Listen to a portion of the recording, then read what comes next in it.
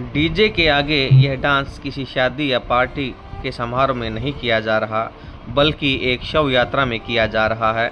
सुनकर और देखकर काफ़ी अचंभा लगेगा, लेकिन यह सच है। और यह डांस इसलिए किया जा रहा है कि मृतक ने अपने जिगरी दोस्त से कहा था कि जब वह मर जाए तो उसकी शव यात्रा में ज़रूर डांस करना है। और अपने दोस्त के वादे को निभाने के लिए एक दोस्त ने उनकी शव यात्रा में डांस किया।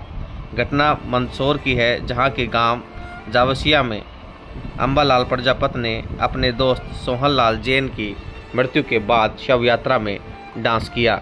और यह वीडियो अब सोशल मीडिया पर वायरल हो रहा है और दोस्ती के किस्से याद किए जा रहे हैं।